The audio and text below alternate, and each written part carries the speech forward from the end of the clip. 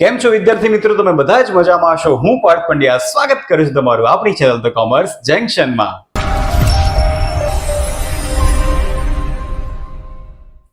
વિદ્યાર્થી મિત્રો, હું તમારી માટે લઈને આવ્યો છું વેરી મોસ્ટ ઇમ્પોર્ટન્ટ વિડીયો, એટલે કે ચેપ્ટર 1 ભાગીદારી વિષય પ્રવેશ 30 MCQ ચેલેન્જ।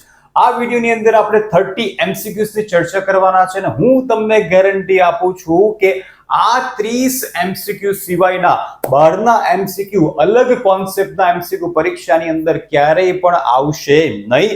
માટે વિડીયોને એન્ડ સુધી જોતા રહેજો અને દરેકે દરેક MCQ વખતે હું તમને પૂરતો સમય આપીશ અને એ સમય દરમિયાન તમારે આન્સર કમેન્ટ કરવાનો છે અને વિડીયોના અંતે તમારે એ પણ કમેન્ટ કરવાની છે કે તમારા કેટલા MCQ સાચા પડ્યા। જો તમારા 30 માંથી 30 MCQ સાચા પડ્યા હોય તો તમારે તમારું નામ અને તમારે લખવાનું છે કે સર મારા 30 MCQ સાચા પડ્યા છે। જો તમારા 25 સાચા પડે છે તો તમારું નામ અને તમારે લખવાનું છે કે સર મારા 25 MCQ સાચા પડ્યા છે, જેથી મને પણ ખ્યાલ આવશે કે મારા કેટલા વિદ્યાર્થીઓ ઇન્ટેલિજન્ટ છે અને કઈ રીતે તેઓ વિચાર કરીને MCQ ના આન્સર્સ આપેલા છે। તો 30 MCQ તમારી માટે ખૂબ જ ઇમ્પોર્ટન્ટ છે। આ સિવાય ચેપ્ટર 1 ની અંદર બીજા એક પણ MCQ અડશો નહીં। આ કોન્સેપ્ટની બહારના કોઈ પણ પ્રકારના MCQ તમને ક્યારેય જોવા મળશે નહીં। તો ચાલો શરૂ કરીએ। અને હજી પણ જો તમે ચેનલ પર નવા છો તો પ્લીઝ હમણાં જ નીચે આપેલ સબસ્ક્રાઇબ બટન પર ક્લિક કરો, આપણી ચેનલ સબસ્ક્રાઇબ કરો અને વધુ વિદ્યાર્થીઓ સાથે આપણા વિડીયોને શેર કરો। ડેલી અપડેટ્સ માટે આપણી WhatsApp ચેનલ એટલે કે ધ કોમર્સ જંકશન અને Instagram પેજ પાર્થ સર ટીસીજી ને હમણાં જ ફોલો કરી દો, જેથી દરેક નવી કોમર્સની અપડેટ તમને તમારા મોબાઈલ પર જ મળતી રહેશે। તો सबसे पहला MCQ ये रहा आपकी स्क्रीन पे। तो पहला MCQ में એવું છે જે સ્વાધ્યાયનો છે। સ્વાધ્યાયનો પહેલો MCQ કે ભાગીદારોની મૂડી પરનો વ્યાજ એ ભાગીદાર માટે શું છે? ઓપ્શન્સ છે ખર્ચ, દેવું, આવક અને નુકસાન। ફટાફટ તમારે તમારો આન્સર હમણાં જ કમેન્ટ કરવાનો છે ચાલુ વિડીયોમાં અને છેલ્લે ગણતરી કરજો, લખતા જજો કે તમારા કેટલા આન્સર સાચા પડ્યા। તો ચાલો MCQ ને સમજી લઈએ, કેમ કે ગોખવા કરતા જો MCQ તમે સમજેલા હશો તો બોર્ડની પરીક્ષાની અંદર ક્યારેય તમારા MCQ ખોટા નહીં પડે અને પેપરની અંદર 20 માંથી 20 માર્ક્સ, કેમ કે સેક્શન એ 20 માર્ક્સનો છે અને આ ચેપ્ટરમાંથી 2 MCQ બોર્ડની પરીક્ષાની અંદર આવવાના છે। તો બંને આપણા MCQ સાચા પડવા જ જોઈએ। તો સમજી લઈએ કોન્સેપ્ટ શું કહે છે। તો પ્રશ્ન એવો છે કે ભાગીદારોની મૂડી પરનું વ્યાજ એ ભાગીદાર માટે શું છે? તો વિદ્યાર્થી મિત્રો કોન્સેપ્ટ સમજજો। ઘણા બધા વિદ્યાર્થી કોન્સેપ્ટ સમજતા હોતા નથી। તો આ ભાગીદાર છે અને આ છે પેઢી। ભાગીદાર પેઢીની અંદર શું કરશે? મૂડી રોકાણ કરશે, એટલે કે મૂડી રોકશે। તો એ મૂડી પર પેઢી ભાગીદારને શું આપશે? વ્યાજ, જેને આપણે કહીએ છીએ મૂડીનું વ્યાજ। તો આ વ્યાજ ભાગીદારને મળશે, માટે ભાગીદાર માટે મૂડીનું વ્યાજ શું ગણાશે? આવક ગણાશે। તો સાચો આન્સર છે ઓપ્શન સી, આવક। ચાલુ વિડીયોમાં જ તમારે પણ તમારા આન્સર કમેન્ટ કરતા જવાના છે, કમેન્ટને સુધારશો નહીં। આન્સર સાચો પડે છે કે ખોટો બસ ચેક કરજો અને છેલ્લે કમેન્ટ કરજો કે કેટલા તમારા MCQ સાચા પડ્યા, તમારું નોલેજ ફર્સ્ટ ચેપ્ટરનું કેટલું છે। જે વિદ્યાર્થી આપણે બધા જ આગળના વિડીયો પહેલા ચેપ્ટરના જોયા હશે એને હું ગેરંટી આપું છું કે એના 30 MCQ સાચા જ પડશે। ચલો આગળ વધીએ અને હવે ચર્ચા કરશું કે આના જેવા જ દેખાતા MCQ બીજા કયા પ્રકારે બોર્ડની પરીક્ષાની અંદર આવી શકે છે। તો MCQ નંબર 2 આ રહ્યો તમારી સામે। તો ભાગીદારોની મૂડી પરનું વ્યાજ પેઢી માટે શું છે? જો સેમ ક્વેશ્ચન દેખાય છે, ઘણા બધા સ્ટુડન્ટ્સ ઉતાવળ કરીને બોર્ડની પરીક્ષામાં ખોટો ઓપ્શન સિલેક્ટ કરીને આવતા હોય છે। એક માઇનર ચેન્જ, સ્વાધ્યાયના પહેલા MCQ પર તમને એવું કીધું હતું કે મૂડીનું વ્યાજ ભાગીદાર માટે શું છે, જ્યારે અહીંયા તમને પૂછ્યું છે કે મૂડી પરનું વ્યાજ એ પેઢી માટે શું છે। તો હમણાં જ આપણે ચર્ચા કરી કે મૂડી પરનું વ્યાજ એ પેઢી ચૂકવશે। કોને ચૂકવશે? ભાગીદારને આપશે। માટે પેઢી માટે શું ગણાશે? ખર્ચ ગણાશે। ભાગીદાર માટે આવક, પણ જ્યારે પેઢી માટે પૂછ્યું હોય તો પેઢી માટે શું ગણાશે? ખર્ચ ગણાશે। તો વિદ્યાર્થી મિત્રો, સરખા લાગતા MCQ ના આન્સર સરખા હોતા નથી। માટે MCQ જ્યારે પણ ટીક કરો, કોઈ પણ પરીક્ષા હોય, સ્કૂલની પરીક્ષા હોય કે ગમે તે પરીક્ષા હોય, એક લાઈન અને એક વર્ડ ધ્યાનથી વાંચજો કે તમને ક્વેશ્ચનમાં શું પૂછ્યું છે ઘણી વખત ચેન્જ કરીને પણ પ્રશ્ન બોર્ડની પરીક્ષાની અંદર આવતો હોય છે. આપણને તો એવું જ લાગે આ તો પહેલો જ MCQ છે, પહેલો જ છે, પણ જુઓ અહીંયા ભાગીદારની જગ્યાએ શું વર્ડ છે? પેઢી છે. તો તમારો આન્સર ચેન્જ થઈ જશે, કેમ કે પેઢી માટે મૂડી પરનું વ્યાજ એ શું ગણાશે? ખર્ચ ગણાશે. આગળ વધીએ ત્રીજા MCQ તરફ. ત્રીજો MCQ જે સ્વાધ્યાયમાં તમારો બીજો MCQ છે, તો કઈ પદ્ધતિમાં મૂડીની રકમ બદલાતી હોવાથી મૂડીનું વ્યાજ દર વર્ષે બદલાતું રહે છે? તો આગળના વિડીયોઝમાં આપણે ચર્ચા ડિટેલમાં કરી છે કે મૂડી ખાતા રાખવાની બે પદ્ધતિ ભાગીદારી પેઢીમાં હોય છે. એક સ્થિર મૂડી ખાતાની પદ્ધતિ, જેને કાયમી પણ કહેવામાં આવે છે, અને બીજી અસ્થિર મૂડી ખાતાની પદ્ધતિ, જેને હંગામી પણ કહેવામાં આવે છે. ક્વેશ્ચનમાં એવું છે કે કઈ પદ્ધતિમાં મૂડી બદલાશે, તો શબ્દ પરથી જ આપણને ખબર પડી જશે કે બદલાય તો શેમાં? અસ્થિર, એટલે કે જે સ્થિર ન રહે, બદલાતું રહે, એને આપણે શું કહીએ છીએ? અસ્થિર. તો આપણો આન્સર શું આવશે? અસ્થિર મૂડી ખાતાની પદ્ધતિમાં મૂડી પણ બદલાશે, એટલા માટે મૂડી પરનું વ્યાજ પણ દર વર્ષે શું થશે? બદલાતું રહેશે. તો આપણો આન્સર છે ઓપ્શન એ, અસ્થિર મૂડી ખાતાની પદ્ધતિ. આગળ વધીએ MCQ નંબર 4 તરફ. ચોથામાં તમને એવું પૂછ્યું છે કે કઈ પદ્ધતિમાં મૂડીની રકમ બદલાતી ન હોવાથી. જુઓ, બંને MCQ વાંચવામાં સરખા જ લાગશે, ઓપ્શન્સ પણ સરખા છે, પણ શબ્દનો ફરક છે. અહીંયા છે બદલાતી ન હોવાથી મૂડીનું વ્યાજ દર વર્ષે કેવું રહે છે? સરખું રહે છે. તો કઈ પદ્ધતિમાં મૂડી સ્થિર રહેશે, સરખી રહેશે? તેનો આન્સર એક જ છે, સ્થિર મૂડી ખાતાની પદ્ધતિમાં મૂડી કેવી રહેશે? સ્થિર રહેશે. અને મૂડી પરનું વ્યાજ પણ કેવું રહેશે? સ્થિર. એટલે કે દર વર્ષે મૂડી પણ સરખી રહેવાથી મૂડી પરનું વ્યાજ પણ પેઢીની અંદર સરખું જ ગણવામાં આવશે. તો આ તો આપણો ચોથો MCQ. આગળ વધીએ MCQ નંબર 5 તરફ. પાંચમો MCQ સ્વાધ્યાયનો ત્રીજો MCQ છે. તો ક્વેશ્ચન વાંચી લઈએ. હંગામી એટલે કે અસ્થિર મૂડી પ્રથામાં ભાગીદારના ભાગનો નફો કયા ખાતે કઈ બાજુ લખાય? ધ્યાનથી સમજો કઈ પદ્ધતિ આપેલી છે? હંગામી એટલે કે અસ્થિર મૂડી ખાતાની પદ્ધતિ. વિદ્યાર્થી મિત્રો યાદ રાખજો કે અસ્થિર મૂડી ખાતાની પદ્ધતિમાં માત્ર એક જ ખાતું તૈયાર કરવામાં આવે છે, અને એ છે માત્ર મૂડી ખાતું. એટલે જ્યારે પણ ક્વેશ્ચનમાં અસ્થિર શબ્દ આપેલો હોય અથવા તો હંગામી મૂડી ખાતાની પદ્ધતિ આપેલી હોય, ત્યારે તમારો આન્સર હંમેશા કયો આવશે? મૂડી ખાતે જ આવશે. અહીંયા નફો પૂછ્યો હોય કે ખોટ હોય કે ગમે તે હોય, એક આન્સર તમારો કોમન શું આવશે? મૂડી ખાતે. હવે હંમેશા ભાગીદારને જે કંઈ પણ નફો મળે તે મૂડી ખાતે શું થશે? જમા. કેમ કે નફો હંમેશા જમા કરવામાં આવશે અને ખોટ, નુકસાન હંમેશા ઉધાર કરવામાં આવશે. તો આનો આન્સર આપણને શું મળશે? ઓપ્શન બી, મૂડી ખાતે જમા. કેમ કે હંગામી પદ્ધતિ છે, એની અંદર માત્ર એક જ ખાતું તૈયાર કરવામાં આવશે, એટલે મૂડી ખાતે, અને નફો છે એટલા માટે મૂડી ખાતે શું કરવામાં આવશે? જમા કરવામાં આવશે. તો ચાલો આગળ વધીએ MCQ નંબર 6 તરફ.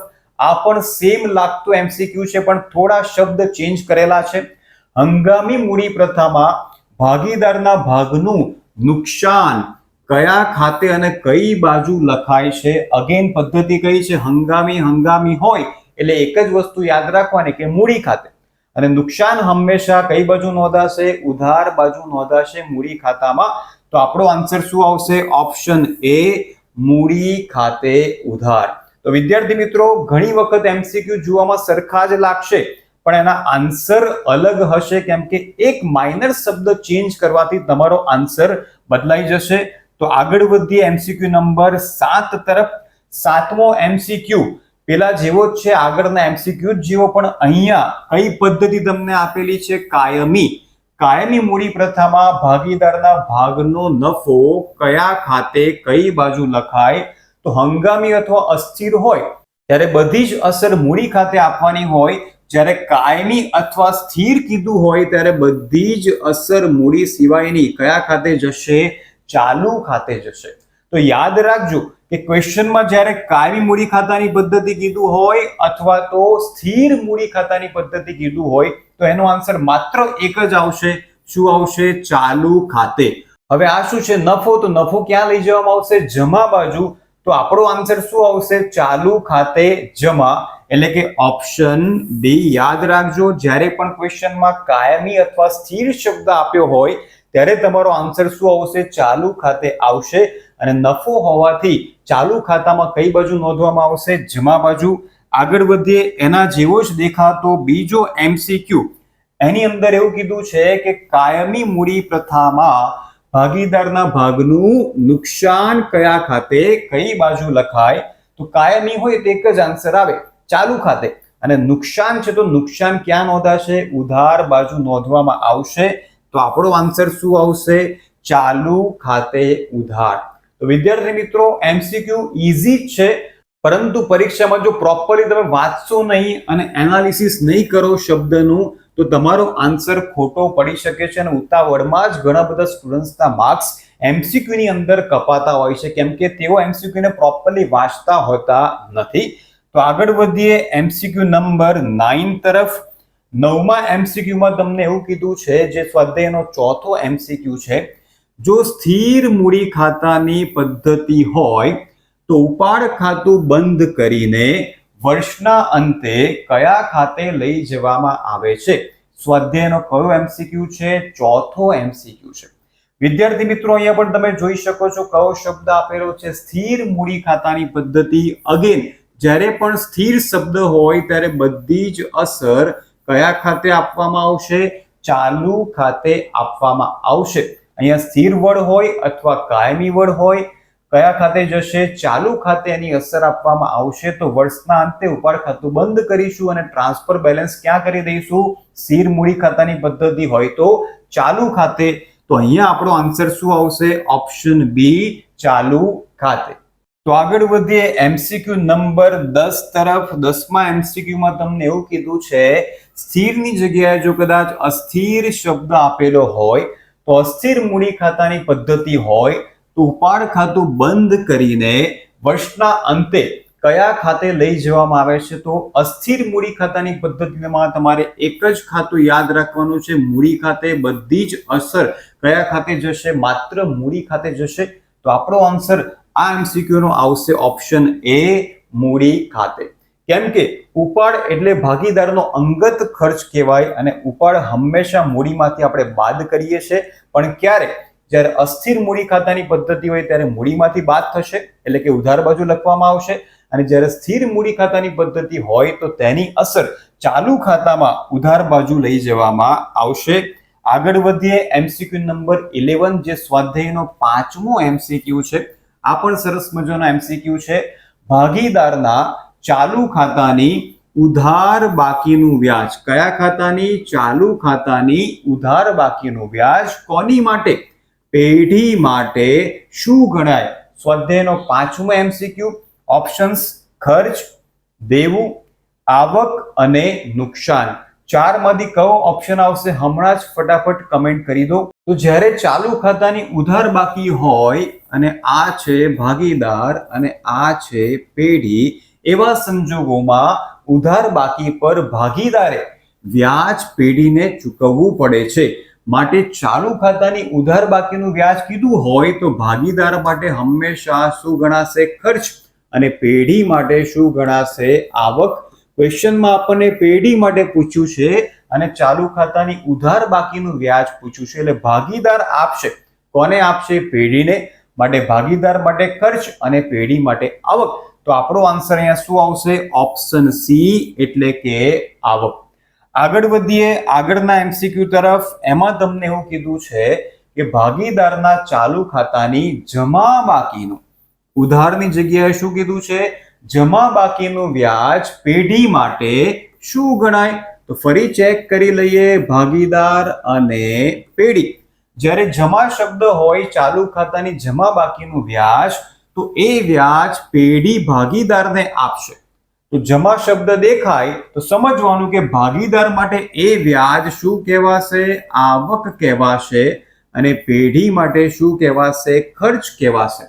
ક્વેશ્ચનમાં આપણને કોની માટે પૂછ્યું છે? પેઢી માટે પૂછ્યું છે. તો આપણો આન્સર અહીંયા શું આવશે?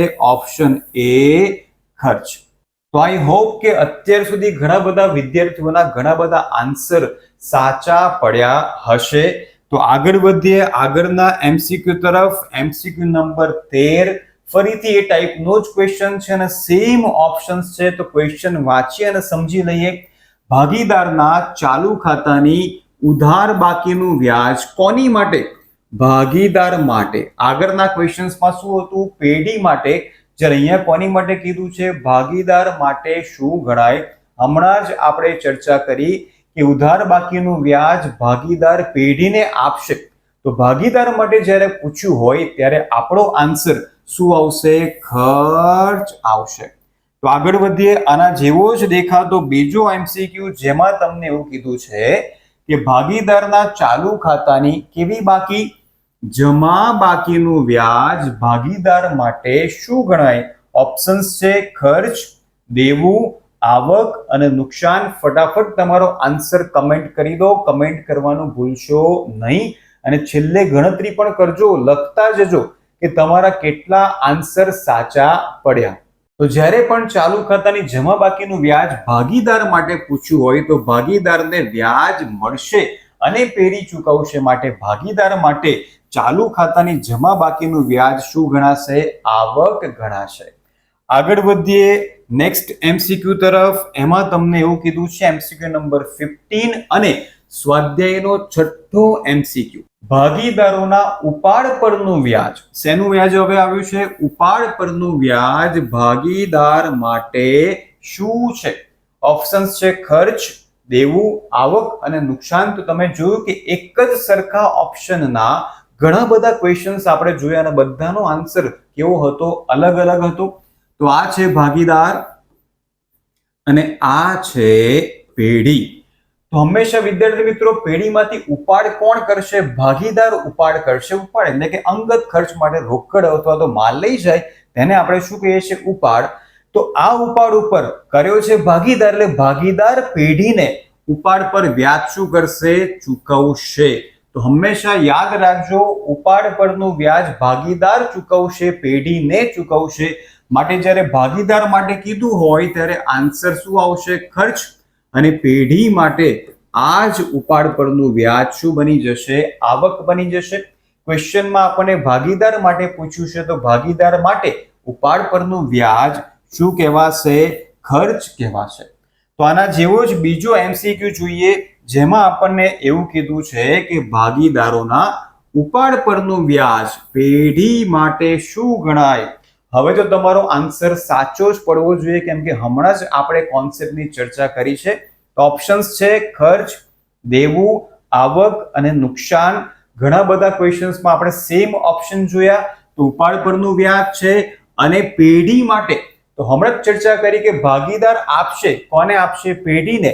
તો પેઢી માટે ઉપાડ પરનું વ્યાજ શું ગણાશે? આવક ગણાશે. તો વિદ્યાર્થી મિત્રો ગણતરી કરતા જજો અને નોંધતા જજો કે તમારા કેટલા એમસીક્યુ સાચા પડ્યા છે. આગળ વધીએ. MCQ number 17. કુલ 30 એમસીક્યુ આપણે કમ્પ્લીટ કરવાના છે. હું ઈચ્છું કે મારા વિદ્યાર્થીઓના બધા જ એમસીક્યુ સાચા પડે. તો સ્વાધ્યાયનો 7મો એમસીક્યુ. એમાં તમને એવું કીધું છે કે નફા નુકસાન ફાળવણી ખાતાની ઉધાર બાકી એટલે ખાલી જગ્યા. 4 ઓપ્શન છે આપણી પાસે. કાચો નફો, કાચી ખોટ, વહેંચણી પાત્ર નફો અને વહેંચણી પાત્ર ખોટ. વિદ્યાર્થી મિત્રો 11th ની અંદર તમે વાર્ષિક હિસાબો ભણ્યા જ છો અને તમને ખ્યાલ જ હશે કે કાચો નફો અને કાચી ખોટ કયા ખાતામાંથી મળે? તો વેપાર ખાતામાંથી મળે. જ્યારે અહીંયા તો શું કીધું છે? નફા નુકસાન ફાળવણી ખાતું કીધું છે. એનો મતલબ એવો થયો કે કાચો નફો કે કાચી ખોટ આ બંનેમાંથી એક પણ આન્સર પોસિબલ નથી. આપણે શું કર્યું? લાઈફ લાઈન યુઝ કરી 50-50. હવે આપણી પાસે માત્ર 2 જ આન્સર વધ્યા છે. એક છે વહેંચણી પાત્ર નફો અને બીજું છે વહેંચણી પાત્ર ખોટ. આપણને એ પણ ખબર હોવી જોઈએ કે નફાની બાકી હંમેશા જમા હોય અને ખોટની બાકી હંમેશા શું હોય? ઉધાર હોય. એનો મતલબ હવે તમે સમજી ગયા હશો કે ક્વેશ્ચનમાં નફા નુકસાન ફાળવણી ખાતાની કઈ બાકી કીધું છે? ઉધાર. ઉધાર બાકી એટલે હંમેશા શું હોય? ખોટ જ હોય. તો આપણો આન્સર શું આવશે? વહેંચણી પાત્ર ખોટ. તો વિદ્યાર્થી મિત્રો જ્યારે પણ કોઈ એમસીક્યુમાં તમને કન્ફ્યુઝન હોય ત્યારે તમે આ રીતના એનાલિસિસ કરીને બુદ્ધિનો ઉપયોગ કરીને સાચો આન્સર મેળવી શકો છો. આગળ વધીએ. આગળના MCQ માં તમને એવું કીધું છે કે નફા નુકસાન ફાળવણી ખાતાની જમા બાકી એટલે ખાલી જગ્યા. આનો આન્સર પણ કોઈનો ખોટો પડવો ન જોઈએ, કેમ કે હમણાં જ આપણે ચર્ચા કરી છે કે નફા નુકસાન ફાળવણી ખાતામાં ક્યારેય કાચો નફો કે કાચી ખોટ મળે જ નહીં, એ તો વેપાર ખાતામાંથી મળે. હવે રહ્યા બે ઓપ્શન. શું કીધું છે? જમા બાકી. તો હંમેશા જમા બાકી કોની હોય? નફાની હોય. તો આન્સર શું આવશે? વહેંચણી પાત્ર નફો. તો વિદ્યાર્થી મિત્રો, પરીક્ષામાં ધ્યાન રાખજો, એવું ના સમજતા કે આ તો પેલો સ્વાધ્યાયનો જ MCQ છે ને એનો આન્સર તો હંમેશા ખોટ જ આવે છે. વહેંચણી પાત્ર ખોટ ઘણા બધા સ્ટુડન્ટ્સ MCQ ગોખીને જતા હોય અને પરીક્ષામાં એક જ વર્ડ ચેન્જ કરે, એટલે કે ઉધારની જગ્યાએ જમા કરી નાખે તો ડી ની જગ્યાએ તમારો આન્સર શું થઈ જશે? વહેંચણી પાત્ર નફો એટલે કે સી થઈ જશે. તો ધ્યાન રાખજો, વર્ડ ધ્યાનથી વાંચજો અને અંડરલાઈન કરજો પેન્સિલથી, અને પછી ચેક કરજો કે સાચો આન્સર તમને કયો લાગે છે. આગળ વધીએ. MCQ નંબર 19, 19 નંબર, જે સ્વાધ્યાયનો 8મો MCQ છે. પહેલા વાંચી લઈએ કમ્પ્લીટ. જો ભાગીદારી કરારનામામાં વેરી મોસ્ટ ઇમ્પોર્ટન્ટ મૂડી પર વ્યાજની જોગવાઈ કરવામાં ન આવી હોય તો કેટલા ટકા વ્યાજ આપવું? ધ્યાનથી સમજજો. ક્વેશ્ચનમાં તમને એવું કીધું છે કે કરારનામાની અંદર મૂડી પર વ્યાજની કોઈ પણ જોગવાઈ નથી, એટલે કે કેટલા % વ્યાજ આપવું એની કોઈ જોગવાઈ કરવામાં આવી નથી. સ્વાધ્યાયનો 8મો MCQ. આમાં પણ ઘણા બધા સ્ટુડન્ટ્સ ભૂલ કરતા હોય છે. ઓપ્શનમાં છે 6%, 9%, 12% અને કાંઈ નહીં. તમારે હમણાં જ આન્સર કમેન્ટ કરવાનો છે અને જોઈએ કે કેટલા વિદ્યાર્થીના આન્સર સાચા પડે છે. તો ધ્યાનથી સમજી લઈએ. યાદ રાખજો, as per the provisions of the Indian partnership act 1932, જ્યારે પણ કરારપત્ર ન હોય અથવા તો કરારનામાની અંદર જોગવાઈ ન હોય તેવા સંજોગોમાં મૂડી પર વ્યાજ ક્યારેય આપવામાં આવશે નહીં, ગણવામાં આવશે જ નહીં. તો આનો આન્સર શું આવશે? ઓપ્શન ડી, કાંઈ નહીં. ઘણા બધા વિદ્યાર્થીઓ આમાં 6%, 6% સિલેક્ટ કરીને આવતા હોય છે, પણ આપણે આગળ ચર્ચા કરશું કે 6% આન્સર ક્યારે આવે. તો આઈ હોપ કે આનો આન્સર ઘણા બધાનો સાચો પડ્યો હશે. આગળ વધીએ MCQ નંબર 20 તરફ. 20મા MCQ માં તમને એવું કીધું છે કે સેમ જ ક્વેશ્ચન છે.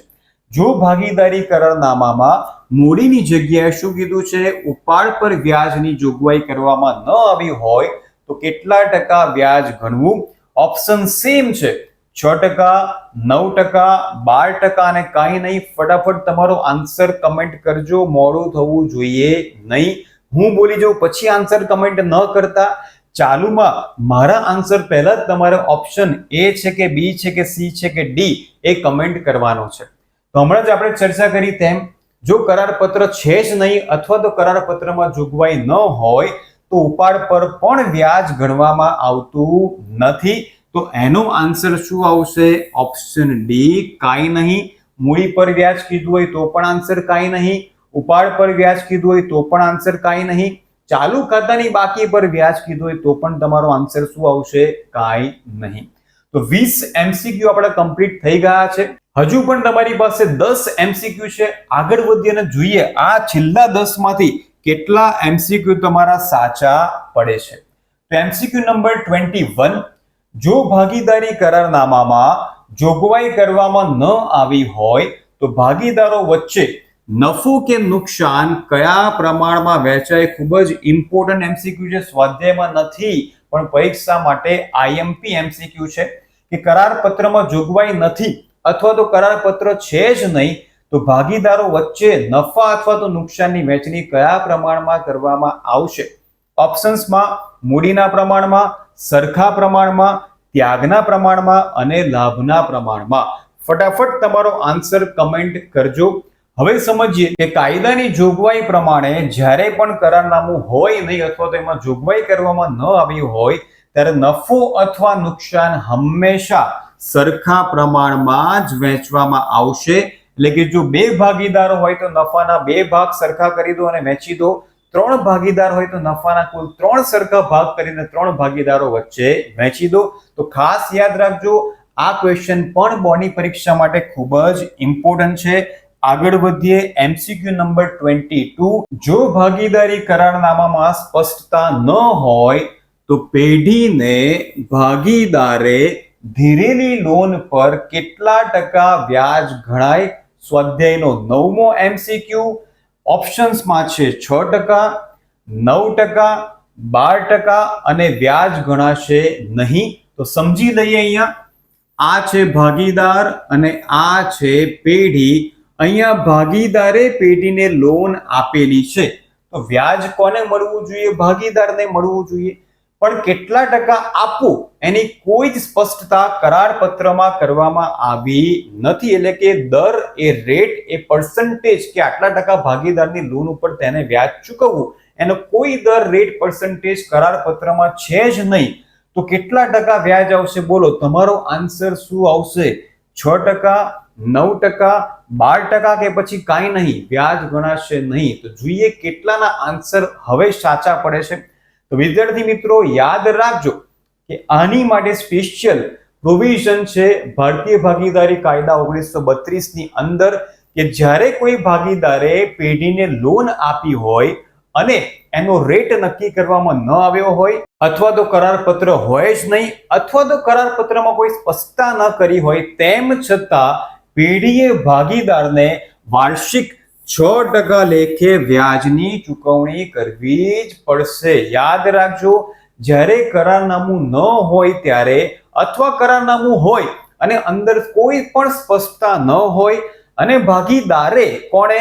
ભાગીદારે જો પેઢીને લોન આપેલી હોય તો ભાગીદારને વાર્ષિક 6% લેખે વ્યાજ મળશે. આ તમારે ખાસ યાદ રાખવાનું છે. 6% માત્ર આ લોન માટે જ છે. કોણે આપી હોય? ભાગીદારે પેઢીને લોન આપી હોય. એવા સંજોગોમાં આન્સર શું આવશે? 6%. બાકીના બધા જ ઓપ્શનમાં આન્સર શું આવશે? કાંઈ નહીં, અથવા તો વ્યાજ ગણાશે નહીં. તો વિદ્યાર્થી મિત્રો આ જ ધ્યાન તમારે રાખવાનું છે. Word to word proper reading આપણે અહીંયા કરવાનું છે. તો એક પણ એમસીક્યુ આપણો ખોટો ક્યારેય બોર્ડની પરીક્ષાની અંદર પડશે નહીં. આગળ વધીએ એમસીક્યુ નંબર 23 તરફ. એમાં તમને એવું કીધું છે કે A, B અને C ની મૂડીનું પ્રમાણ 3:2:1 હોય અને વર્ષનો વહેંચણી પાત્ર નફો ₹66,000 હોય તો C ને કેટલો નફો મળે? સ્વાધ્યાયનો આ 10મો એમસીક્યુ છે.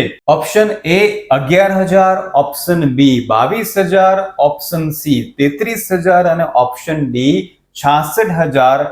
ફટાફટ વિડીયોને પોઝ કરીને કેલ્ક્યુલેટરમાં કેલ્ક્યુલેશન કરો, અથવા તો ચોપડામાં ગણતરી કરો, અથવા તો મોઢે ગણતરી કરો અને ફટાફટ આન્સર કમેન્ટ કરો કે A આવશે, B આવશે, C આવશે કે D આવશે, અને પછી હું તમને કહું છું કે સાચો આન્સર કયો છે અને કઈ રીતના ગણવામાં આવશે.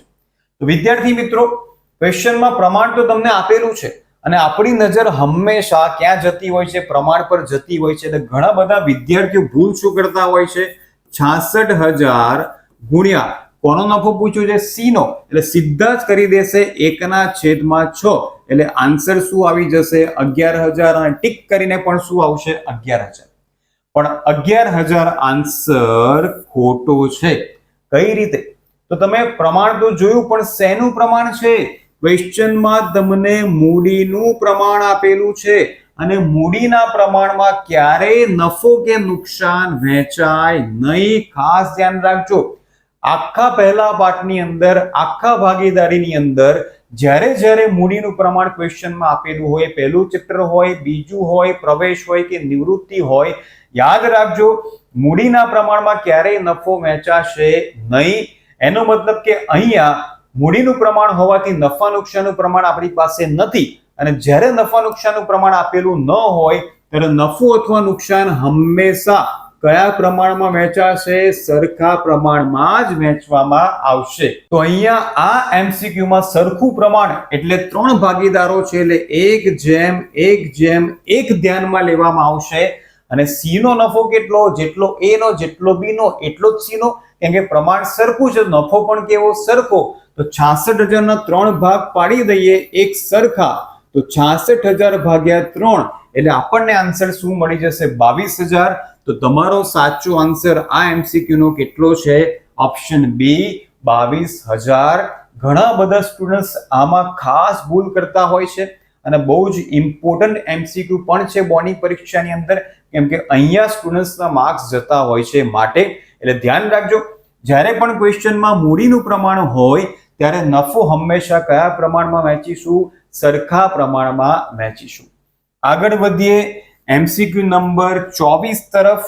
સેમ એમસીક્યુ છે, ચેન્જ કરીને પણ બોર્ડની પરીક્ષાની અંદર આવી શકે છે કે એ, બી અને સી નું હવે તમને કયું પ્રમાણ આપ્યું છે? નફા નુકસાનનું પ્રમાણ 3:2:1 હોય અને વર્ષનો વહેંચણી પાત્ર નફો 66,000 હોય તો સી ને કેટલો નફો મળશે?